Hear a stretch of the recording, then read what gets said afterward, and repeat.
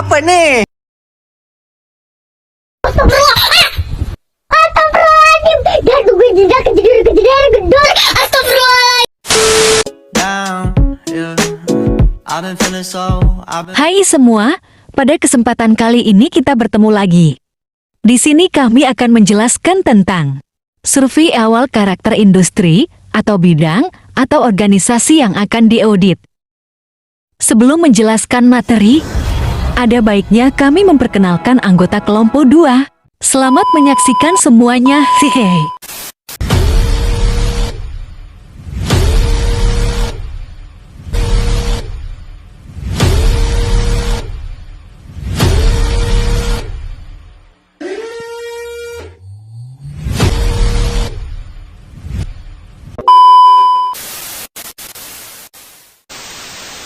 Halo teman-teman, selamat datang di video kami. Video ini akan menjelaskan materi. Yang pertama, teori survei awal karakter industri bidang organisasi yang akan diaudit. Yang kedua, sistem pelaksanaan survei awal karakter industri bidang organisasi sektor publik. Yang ketiga, siklus pelaksanaan survei awal karakter industri bidang organisasi sektor publik. Yang keempat, teknik pelaksanaan survei awal karakter industri bidang organisasi sektor publik. Dan yang kelima, contoh pelaksanaan survei awal karakter industri bidang organisasi sektor publik. Teori survei awal karakter industri atau bidang organisasi yang akan diaudit. Karakter industri dan bidang atau organisasi sektor publik. Pemahaman dan pengetahuan yang cukup tentang karakter industri dan bidang organisasi sektor publik harus dimiliki oleh auditor. Dengan pemahaman dan pengetahuan yang cukup akan karakter industri dan bidang atau organisasi, maka dengan sendirinya auditor dapat dengan mudah memahami peristiwa-peristiwa, transaksi-transaksi, dan praktik-praktik yang dapat berpengaruh secara signifikan pada laporan keuangan organisasi sektor publik. Auditor harus memiliki pemahaman dan pengetahuan cukup mengenai karakter industri dan bidang atau organisasi sektor publik. Sebagai berikut, yang pertama yaitu mengembangkan harapan atas laporan keuangan.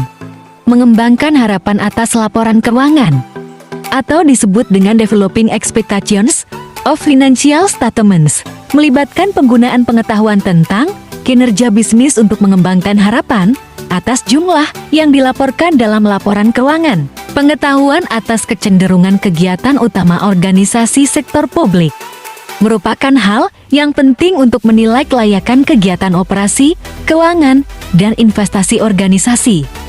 Yang kedua yaitu pengaruh industri terhadap sistem informasi, pemahaman atas bisnis dan industri. Atau jika di dalam organisasi sektor publik adalah kegiatan operasional organisasi tersebut akan membantu seorang auditor memahami masalah-masalah sistem informasi yang penting bagi seorang klien. Yang ketiga yaitu mengevaluasi kelayakan estimasi akuntansi. Banyak elemen dalam laporan keuangan mencakup estimasi akuntansi yang berkaitan dengan kinerja bisnis atau aktivitas utama organisasi sektor publik. Pengetahuan tentang bisnis dan industri atau aktivitas utama dari organisasi sektor publik akan membantu auditor dalam mengevaluasi kelayakan estimasi akuntansi serta representasi manajemen. Yang terakhir adalah dasar untuk jasa bernilai tambah. Beberapa anggota tim audit biasanya memiliki pengalaman dan pengetahuan yang signifikan dalam melaksanakan audit di organisasi sektor publik serta memahami sumber daya dan proses inti yang diperlukan agar organisasi dapat berperan dengan baik. Pemahaman ini sangat membantu dalam menilai kelayakan laporan keuangan. Selanjutnya, kita akan membahas tujuan survei awal. Tujuan survei awal adalah untuk memperoleh informasi dan gambaran umum auditan. Kegiatan yang dilakukan dalam survei awal ini adalah memperoleh, menelaah, dan mendokumentasikan informasi dasar auditan melalui berbagai teknik pelaksanaan. Dari survei awal ini, auditor akan berupaya untuk memperoleh informasi akurat tentang lingkungan organisasi yang akan diaudit, terutama berkaitan dengan struktur dan operasi organisasi, lingkungan manajemen organisasi, serta standar dan prosedur kerja. Informasi mengenai ketiga hal tersebut dapat membantu auditor dalam menentukan langkah perencanaan audit berikutnya, yaitu: pertama, menentukan tujuan audit dan rencana audit secara detail. Kedua, memanfaatkan sumber daya yang tersedia untuk hal-hal yang bersifat material. Ketiga, mendesain langkah-langkah audit secara efisien dan menghindari kesalahan. Selanjutnya kita akan membahas objek survei awal, agar proses audit menjadi suatu bagian yang dapat dipahami. Suatu definisi atas objek audit sektor publik diperlukan. Auditor sektor publik sangat berkepentingan dengan aktivitas entitas yang dapat dipertanggungjawabkan. Hal ini merupakan perhatian utama auditor sektor publik selama pelaksanaan pekerjaan audit. Aspek yang menjadi objek survei awal dari klien dapat berupa bidang usaha klien, status hukum perusahaan, kebijakan akuntansi, neraca komparatif, dan perbandingan penjualan, laba rugi tahun lalu dan sekarang, kontak klien, permasalahan akuntansi, audit, dan perpajakan yang ada di lapangan. Aspek-aspek dari klien tersebut dapat menjadi objek survei awal tim audit guna memperoleh informasi dan gambaran umum mengenai auditan. Selanjutnya, kita akan membahas kertas kerja survei awal. Kertas kerja survei awal digunakan sebagai alat bantu bagi auditor saat melakukan persiapan survei awal. Merekam semua informasi yang dikumpulkan dan menyiapkan pengelolaan data atau informasi yang telah terkumpul. Kertas kerja survei awal memuat informasi tentang rencana kerja auditor. Seperti berikut ini. Yang pertama ada nama staf, meliputi 1. Nama partner, 2. Nama manajer, 3. Nama supervisor, 4. Nama senior, 5. Nama junior. Yang kedua ada waktu pemeriksaan, informasi yang berkaitan dengan waktu pemeriksaan yang disajikan dalam kertas kerja survei awal dapat berupa 1.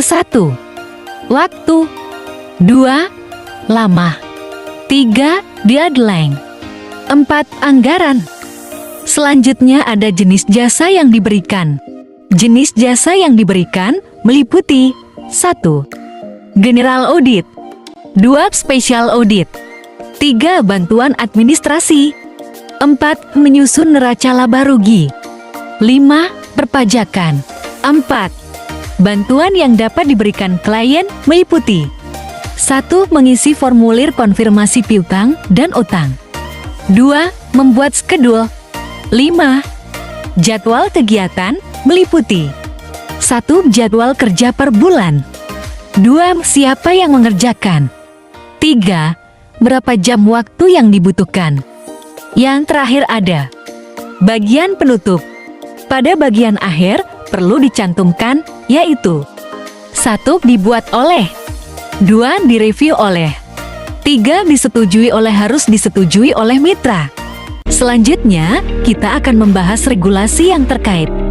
Regulasi yang berkaitan dengan survei awal karakter industri saat pelaksanaan audit adalah regulasi tentang tim audit dan kebijakan audit. Regulasi tentang tim audit akan memperjelas nama-nama yang akan melakukan survei awal atau pemeriksaan awal terhadap entitas. Sedangkan regulasi tentang kebijakan audit akan berkaitan dengan lingkup survei awal yang akan dilakukan berdasarkan kebijakan audit tersebut. Sebagai contoh, pelaksanaan audit dilakukan berdasarkan standar dari International Organization of Supreme Audit Institution (INTA) di Indonesia. Regulasi lain yang menjadi dasar saat melakukan survei awal karakter industri. Organisasi sektor publik yang akan diaudit adalah Peraturan BPKRI No. 1 tahun 2007 tentang standar pemeriksaan keuangan negara. Proses pemeriksaan harus sesuai standar pemeriksaan keuangan negara. Termasuk di dalamnya adalah saat survei awal karakter industri dan organisasi yang hendak diaudit. Selanjutnya, kita akan membahas Dokumen pelaporan dan perencanaan dari organisasi yang akan diaudit. Dokumen yang perlu dikumpulkan agar tim audit dapat memperoleh informasi dan gambaran yang lengkap mengenal kondisi organisasi yang akan diaudit. Yang pertama, laporan keuangan dan kinerja tahun yang akan diaudit oleh tahun sebelumnya. Yang kedua, laporan audit tahun lalu. Yang ketiga, kertas kerja audit tahun sebelumnya. Yang keempat, dokumen sistem akuntansi dan kebijakan akuntansinya. Yang kelima, dokumen sumber daya yang tersedia bagi organisasi sektor publik. Yang keenam, dokumen perencanaan organisasi untuk tahun sebelum, saat, dan setelah audit dilakukan. Pembahasan selanjutnya adalah laporan industri atau bidang organisasi yang akan diaudit. Laporan industri atau bidang organisasi yang akan diaudit merupakan salah satu sumber informasi penting bagi tim auditor dalam rangka memperoleh gambaran dan pemahaman yang utuh mengenai kondisi organisasi yang sesungguhnya.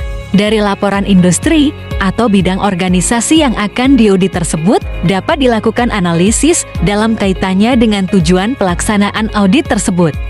Selanjutnya, kita akan membahas kompilasi analisis dan interpretasi regulasi, dokumen, dan laporan.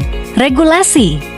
Dokumen-dokumen organisasi, hasil pengamatan, dan laporan-laporan organisasi yang telah dikumpulkan oleh tim audit, kemudian akan dilakukan interpretasi dan analisis.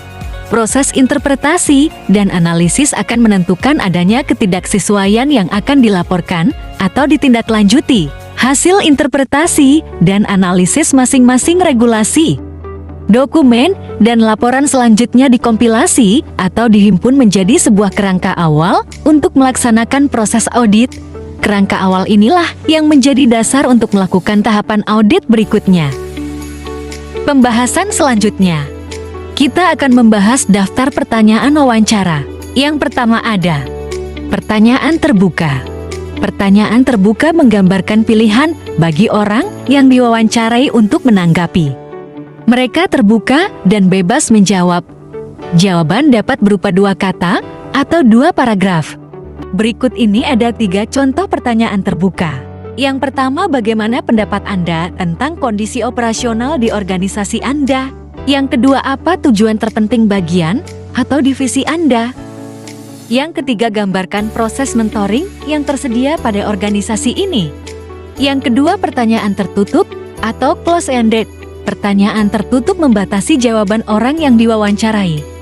Pertanyaan tertutup meliputi soal-soal pilihan ganda dalam ujian.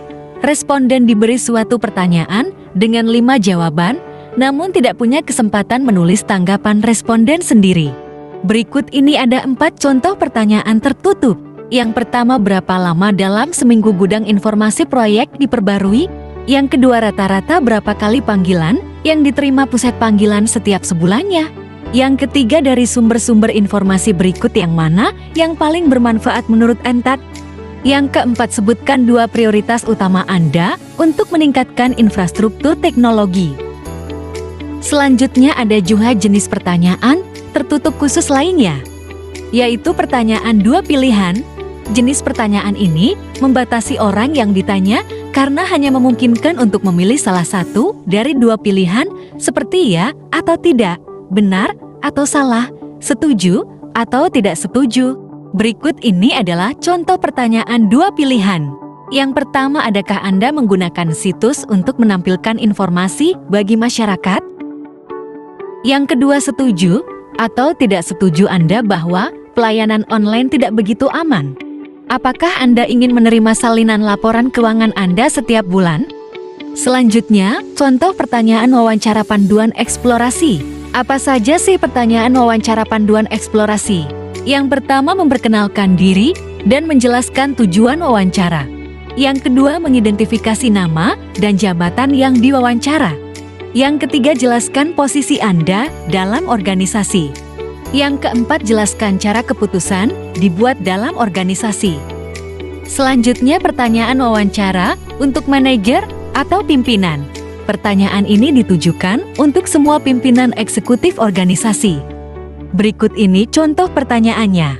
Yang pertama, berapa banyak masukan yang Anda miliki dalam keputusan-keputusan yang dibuat oleh manajemen atas? Yang kedua dalam jenis situasi seperti, apa masukan Anda menjadi perlu atau penting? Yang ketiga informasi apa yang Anda perlukan untuk membuat keputusan organisasi? Yang keempat seberapa pentingkah pertemuan manajerial? Mengapa? Yang kelima berapa banyak pertemuan manajerial? Yang keenam berapa banyak orang yang harus hadir? Apakah itu cukup? Yang terakhir pertanyaan untuk semua manajer tentang saran dan kinerja. Yang pertama apa yang Anda katakan atau lakukan ketika Anda tidak puas dengan kinerja bawahan Anda sehari-hari? Dapatkah Anda memberikan contoh? Seberapa sering Anda melakukan ini? Yang kedua apa yang Anda katakan atau Anda lakukan ketika Anda sudah puas dengan kinerja bawahan Anda sehari-hari? Yang ketiga, apakah Anda menggunakan kriteria tertentu dalam menilai tingkat kinerja mereka? Selanjutnya kita akan membahas beberapa struktur dalam wawancara. Ada 3 struktur di dalam wawancara. Di sini kita akan membahas ketiga struktur tersebut. 1. Struktur piramida. Dengan menggunakan bentuk ini, pihak yang bertanya mulai menanyakan pertanyaan-pertanyaan mendetail, biasanya berupa pertanyaan tertutup, kemudian penanya memperluas topik dengan mengajukan pertanyaan-pertanyaan terbuka dan membuka jawaban-jawaban yang lebih umum. Berikut ini adalah contoh pertanyaan struktur piramida. Apakah Anda mempertimbangkan metode lain untuk meningkatkan keamanan data organisasi? Yang kedua umumnya, bagaimana perasaan Anda tentang keamanan data terhadap pentingnya akses internet? 2. Struktur corong. Struktur ini memulai wawancara dengan pertanyaan-pertanyaan umum dan terbuka, lalu membatasi jawaban dengan mengajukan pertanyaan-pertanyaan yang lebih mendetail dan tertutup.